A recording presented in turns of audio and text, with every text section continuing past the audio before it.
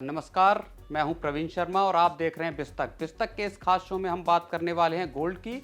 उसकी वजह यह है कि गुजरे कुछ दिनों से गोल्ड अचानक से सुर्खियों में आया है।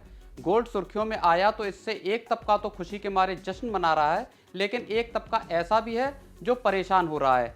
अब गोल्ड में ऐसा हुआ क्या है?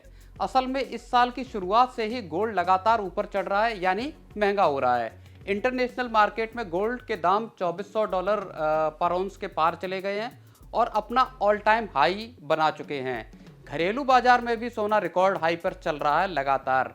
ज़्यादातर शहरों में सोने के दाम 74,000 रुपये प्रति 10 ग्राम के रेट पर चल रहे हैं। वहीं चेन्नई में तो ये 75,000 रुपये को भी पार कर चुका है।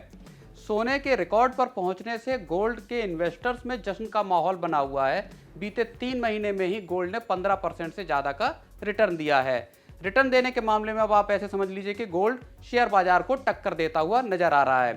किसी सेफ इन्वेस्टमेंट में अगर आपको इतना रिटर्न मिल रहा है तो इससे अच्छी बात कुछ नहीं हो सकती है।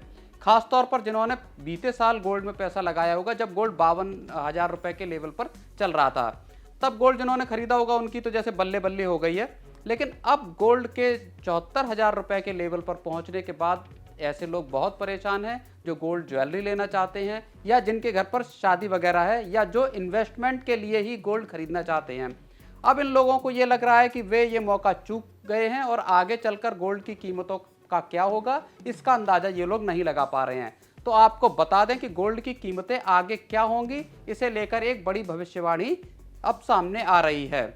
ग्लोबल ब्रोकरेज हाउस सिटी ने कह दिया है कि सोने के भाव आगे चलकर $3,000 पर औंस पर पहुंच सकते हैं। अब रुपी टर्म में अगर इसका अंदाजा लगाएं तो किस भाव पर गोल्ड पहुंच जाएगा जो सिटी कह रहा है उसके हिसाब से, तो इसे ऐसे समझते हैं कि अगर $1 को आप 83 रुपए के भाव से भी देखें तो $3,000 का मतलब लगभग 2.5 लाख रुपए बैठता है। वैसे भी रुपये और डॉलर का जो है वो 83 रुपए से ऊपर का चल रहा है डॉलर। इस हिसाब से अगर एक औंस को हम देखेंगे तो एक औंस में 28.35 ग्राम होते हैं, यानी 2.5 लाख रुपए में 28.35 ग्राम सोना आपको मिलेगा। इस हिसाब से अगर 1 ग्राम की कीमत देखें तो ये लगभग 8818 रुपए बैठती है। 1 ग्राम सोना 8818 रुपए का बैठेगा।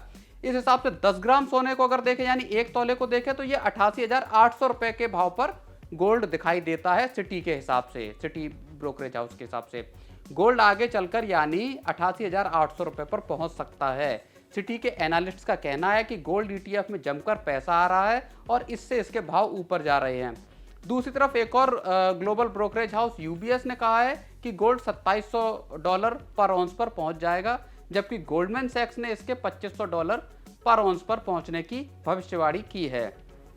अब गोल्ड के दाम क्यों बढ़ रहे हैं ये तो आपको बताएंगे ही। मिडिल ईस्ट में बने हुए तनाव के हालात, दुनिया भर के सेंट्रल बैंकों के धुआंधार गोल्ड की खरीदारी करने और अमेरिका में इंटरेस्ट रेट की कटौती की उम्मीदें कम होने से गोल्ड तेजी से भाग रहा है।